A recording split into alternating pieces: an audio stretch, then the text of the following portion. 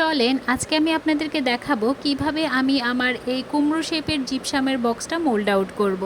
আর এই জিপসামের বক্সটা যতবারই আমি বানিয়েছি প্রত্যেকবারই আমার মোল্ড আউট করতে অনেক বেশি ভয় লেগেছিল, কারণ জিপসাম শুকিয়ে যাওয়ার পর অনেক শক্ত হয়ে যায় এবং মোল্ড আউট করতে গেলে সবসময়ই একটা ভয় কাজ করে যদি প্রোডাক্টটা ভেঙে যায়। তো সেজন্য আমার সবসময় যতবারে আমি বানিয়েছি এই প্রোডাক্টটা প্রত্যেকবারই আমার অন্য একজনের হেল্প নিয়ে তারপর মোল্ড আউট করতে হয়েছে, কারণ একা হাতে মোল্ড আউট করাটাও আমার কাছে অনেক টাফ মনে হয়। কিন্তু আজকে আমি যখন বানাচ্ছিলাম তখন আমাকে একা হাতেই মোল্ড আউট করতে হয়েছিল, তাই আমি অনেক বেশি ভয়ও পাচ্ছিলাম, প্লাস আমার অনেক বেশি সময়ও লেগেছে এই বক্সটা মোল্ড আউট করতে।